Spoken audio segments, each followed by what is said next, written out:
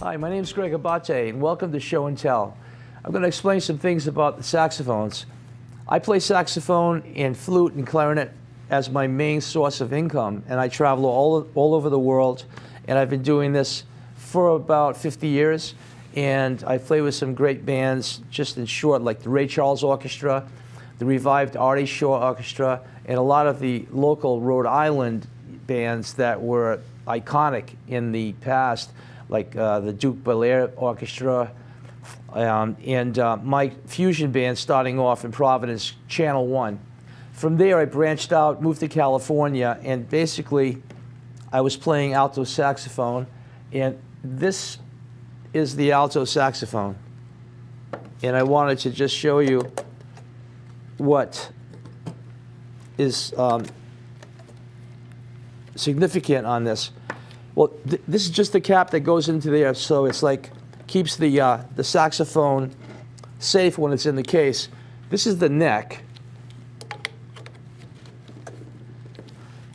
This is the bell, the body, and this is the mouthpiece. Now, with the mouthpiece on all these horns, including any wind instrument with a reed, you have to have sort of a tightening of the reed onto the mouthpiece. Usually what we'll do is wet the reed like this. The mouthpiece is kind of open. The chamber, of course, air goes in here when you blow it, but without this reed, there'll be nothing happening. Nothing at all. But the reed, different sizes of strength. You know, they're all thin, but made of bamboo, and like they'll go on the table of the reed, like this, and then this ligature or clamp goes on here to hold that onto the mouthpiece, and it's tighten it up for a snug fit, and this goes on the neck, like that. Now, the saxophone all has the same amount of keys on it.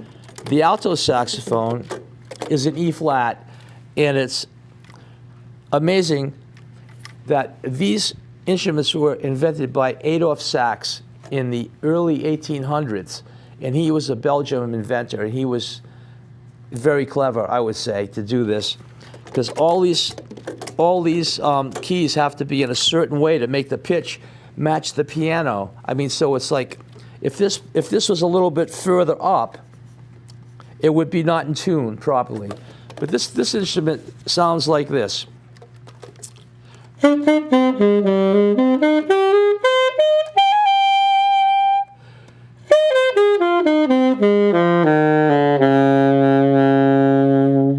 That's the lowest note.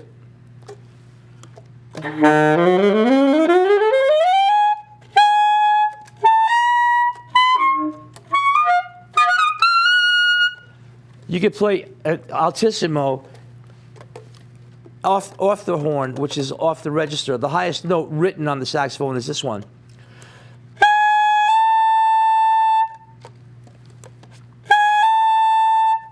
It takes skill and practice to play higher than that, so if I wanted to play altissimo, it's a different fingering.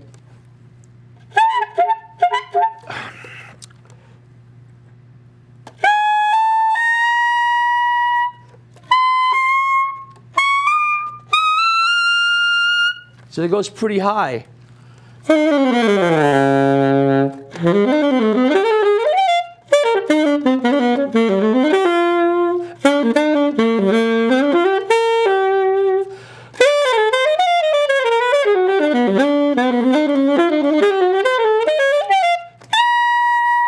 So that's the alto sound, which is quite significant for the alto. It's just that's what you're going to have for a sound of this instrument.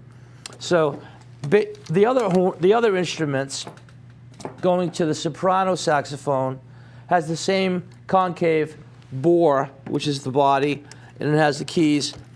This is a soprano saxophone. It's in the key of B flat, and the two saxophones well, there's two saxophones that are smaller. Another straight one, which is called the sopranino. It's about this. It would be about that long. The key's a lot shorter, and then they also have the curved sopranino, which would be looking like the alto with the curved bell up. And this is the same principle with the reed on the mouthpiece. So putting it on the neck here, this sounds like this.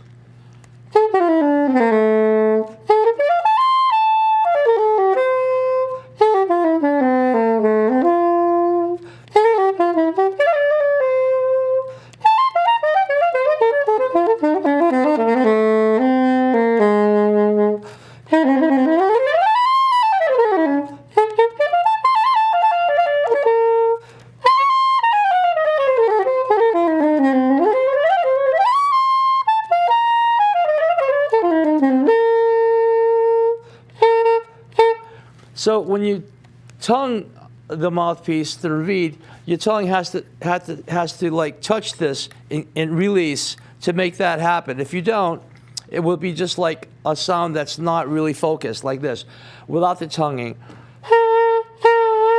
With the tonguing, it brings it in tune. It makes it the proper intonation. Now, with the mouthpieces, however, if this mouthpiece was out or not too much, it would sound flat. If I push that in, it comes more in tune.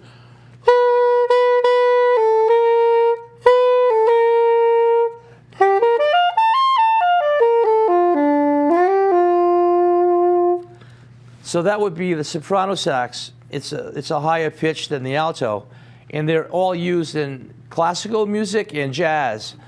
So the thing with this is that you have to have the right reed, or else it's like really difficult to get a good clear sound. So if I have the reed here, and I'm a beginner at it, and I put the reed way down like that, with a gap there, it won't be clear. It'll be kind of muffled.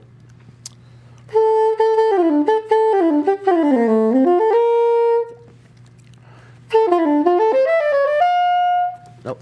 The difference is coming up with the reed to the tip, like that, will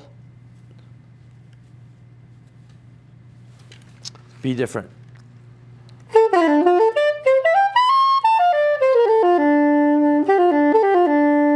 I don't know if you heard that difference. I'll do it once again.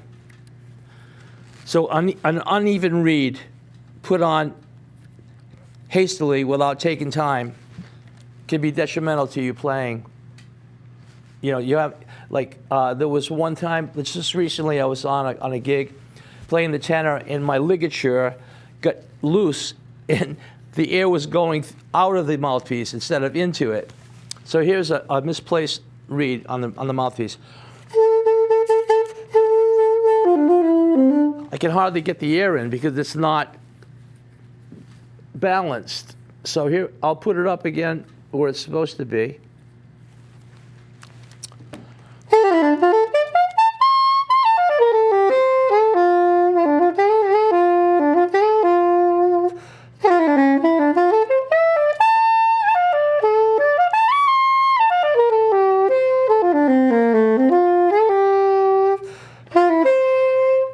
With the sound of the saxophone playing into every person has their own voice on it. You know, how you breathe, how you blow into the mouthpiece, the type of mouthpiece that you have. It could be metal, it could be plastic, it could be hard rubber. These are hard rubber that I have, and I like this better on the soprano and the alto, whereas on the tenor saxophone, which I'll show you in a little while, I use a metal mouthpiece because I don't seem to have the amount of edge I have in the saxophone of the tenor with a rubber mouthpiece. Although other artists play the rubber mouthpiece and they sound great. It's just the way my ear and the way my embouchure is with my lips and the muscles. I play better on the metal. So these are both hard rubbers. So I'll show you this one.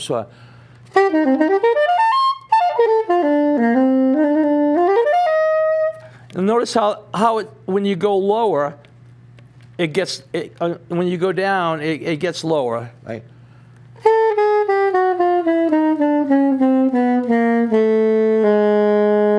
Going up.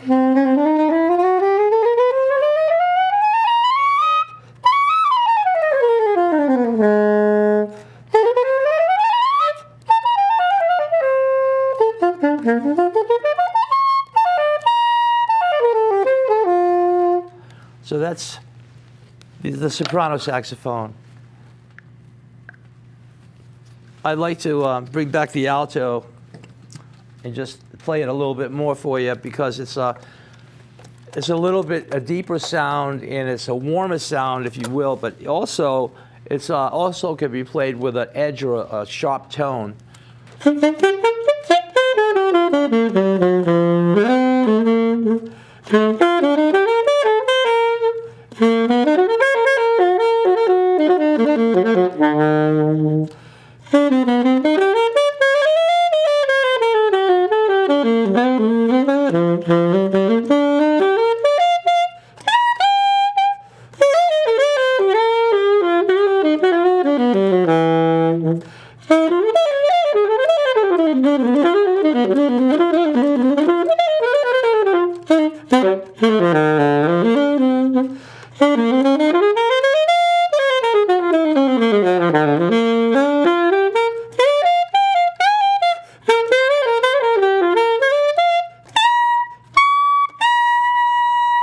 So that's the alto sound.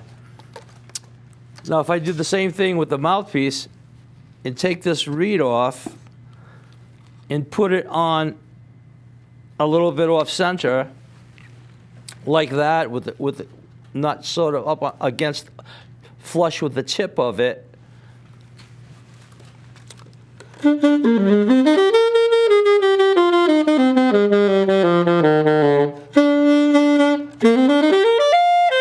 It doesn't sound bad, but it doesn't feel good. Plus, it doesn't have the edge that I require, so I put it up a little higher. Focus it a little bit higher here with it up to the tip. That went way over. Tighten it up.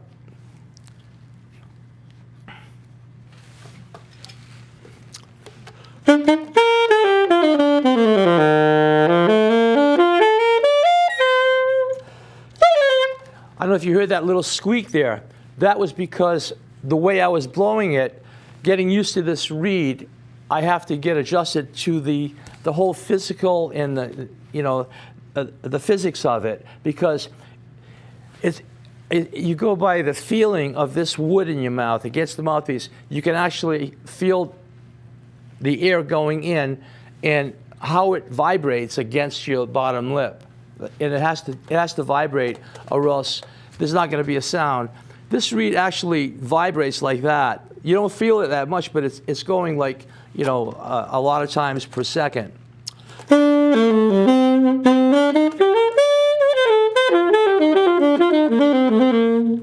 I like this reed. It's cool. Now, if you take the mouthpiece out, like if you're a beginning student, like I was many years ago, I came to my lesson with my mouthpiece like this. I was like 9 years old. I just got the clarinet, actually, which will be part 2 of this. I'll demonstrate the clarinet and flute and alto flute. So I came in and my teacher sort of chuckled in a good way. He wasn't, listen to this. That's not what you want. So he said, turn it around. So I turn it back around like this, and then listen to the difference. There's no way that you can play like that. I don't know. I just thought that's the way it should be. But that's why you have teachers, right? Now I'm just amazed at Adolph Sax to be able to figure this pitch on the saxophone to make it so accurate in So if you're playing the piano, you know, you have the white and the black keys, so you're able to do this. And if the piano's in tune, you don't have much to worry about for intonation. For the saxophone, though, if you feel like you're sharp, you have to like lip down, as they call it. So lipping down is like this. This is the term lip down. That like that, and lipping up. And then a slur would be no tonguing. You have to tongue to start off the vibration, then you're on it, on the flow, like this. I'm not tonguing in there, but if I had to tongue in the middle, if there was music and it had an accent on one of the notes, I'd have to tongue that, like this.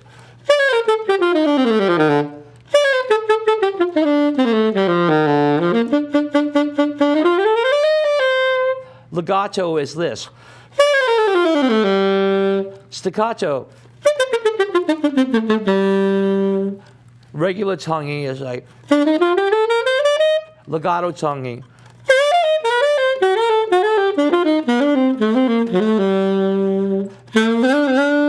There's a lot of air influence on playing the saxophone. It's kind of like infinity playing any instrument, you know, but like getting back to it, it's like just amazing how it works. And how did he do this? How did he figure this out? Did he sit there like with a drill and a metal pipe and put this hole in, right? And then these two here, and that's it. And this hole is not where it's supposed to be. It's got to come up maybe a 1/16 of an inch, and for the bore of the horn to sound right, correct. So that blows my mind. So you got the alto sax, and the tenor saxophone. On the alto and the tenor, in the curved soprano and the baritone, it's sort of like a protective plug that goes into it when you put it in the case, so it keeps it like snug in the case. Like when you put it in, it's like this. So you want to have it so it's in the case and it's not going to do that. So this helps it stay stable. Oh, and talking about some other things which apply to these saxophones, the alto and soprano, the pads are made of leather. I don't know if you can see them, but here they are, sort of a leather, and they're really smooth, and they cannot have any leaks in that part between this and the tone hole, which is in here, the tone hole, which is actually the hole, but the rim on it. If that leaks, you're not going to get a good sound, and it's going to be sort of hard to play the saxophone. And the worse it gets, the worse it sounds. So I have a great repairman I've been going to for many, many years. He's called the Sax Doctor, Emilio Lyons, Boston, and he's worked on everybody's saxophone. And I'm really honored to be able to go to him. And I'm also a consumer artist. I play saxophones, and when I go to clinics and master classes at schools, I demonstrate the instruments to the students and they'll ask me questions, and I'll ask them about their instrument and how it works for them. And basically, you need to take this out to play. Now, here's the neck of this horn. It's bigger, and it goes, this key here is called the octave key. This makes the note go up a whole octave. So if you press this,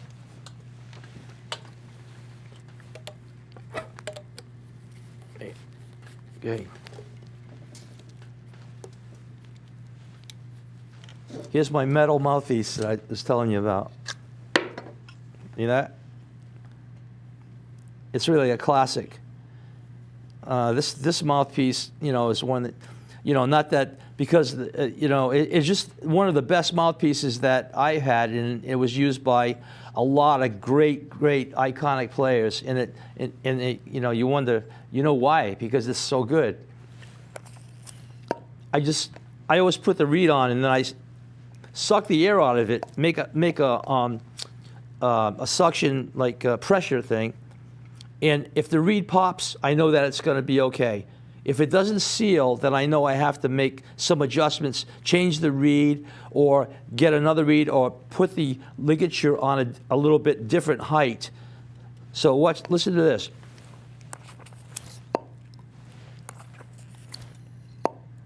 You can hear that. So if I loosen it like this and move the reed just a little bit over, which is not the way you want it, and I go like that, leave it loose, it doesn't really have that pop, but it's there. See? So you got to move it in, and you'll get this. Okay, so playing the mouthpiece without the horn, you get this duck sound. And when you put it on the neck, it becomes real. It goes here. Okay, so here's 3. It's a deeper sound. This tenor saxophone is in B flat as well as this, only this is an octave lower than that one. So it's a deeper sound, as you can tell. Now, this octave key I was telling you about, here's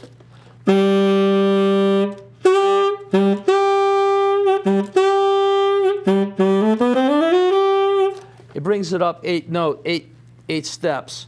So if you're on the piano, you would be going do, re, mi, fa, sol, la, ti, do. It's an octave. Between this note and this note is 1 octave. If you want to go again from this note, another octave, it would be,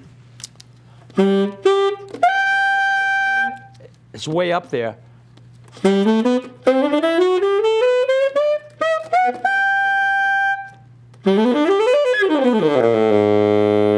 You hear the difference in the sound of this horn compared to these other two.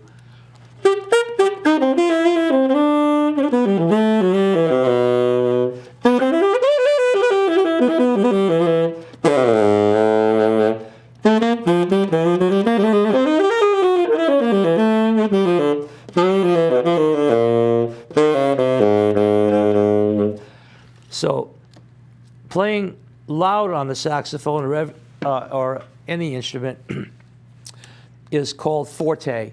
And in music, you'll see like an F underneath the notes. So that tells the player to play loud at that point. And then you might have a diminuendo, which the lines go down to a MP, which would mean medium soft. P means pianissimo, which is soft. And then it could go even like softer than pianissimo to double pianissimo. So I'll play like a forte.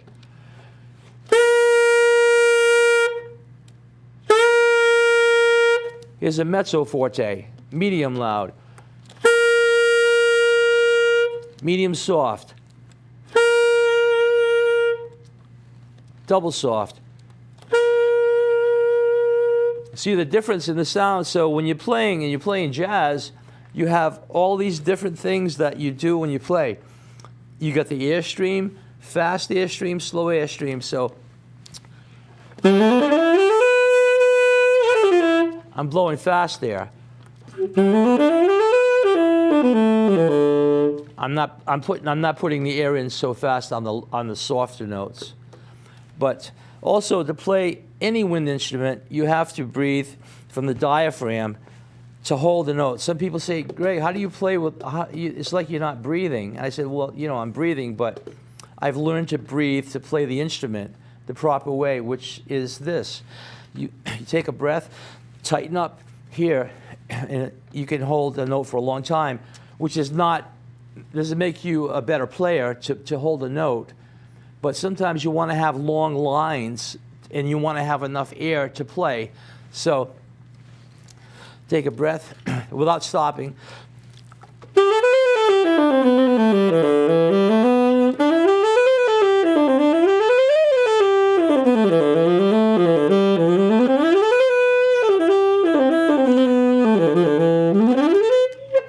I ran out of air there, so if I'm going to do it,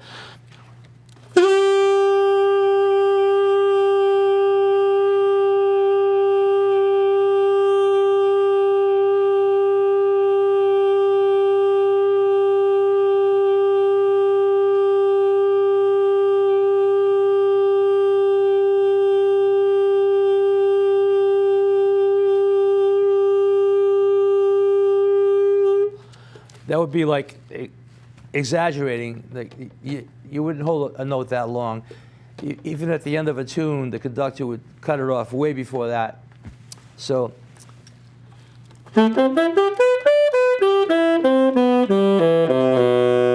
So I just play that they call it a lick or a phrase.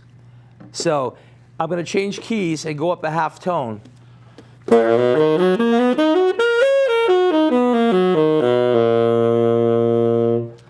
Up another half tone.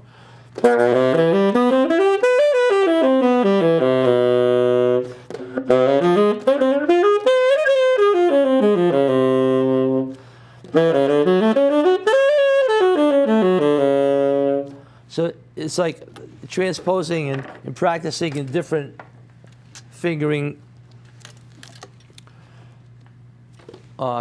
fractions or intervals, because the horn is like all set up the same as the soprano or the alto, but it's a different tone. So when I play the soprano, I play differently than I play on the alto. For some reason, it draws me into a different style, which I could.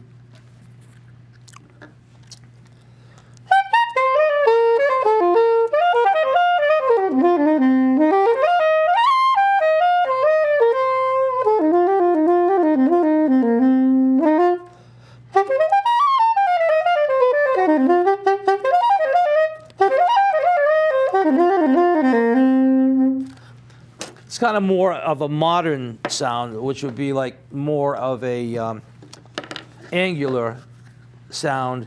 Was when I play the tenor and the alto, it's more like horizontal, like as I put it.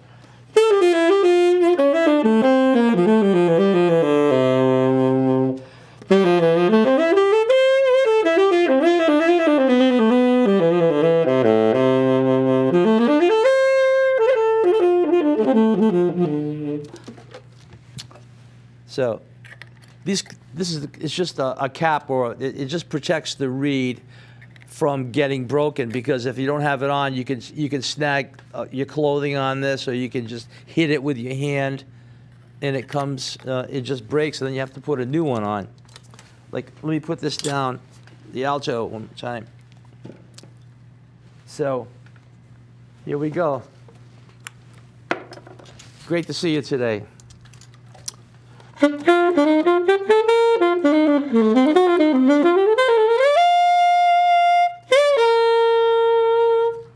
So I'm Greg Abate. Thanks for joining us today. And if you'd like to know more about me, just go to gregabate.com, spelled A-B-A-T-E. And I hope that I hear from you. Thank you. Have a great musical experience with your instruments.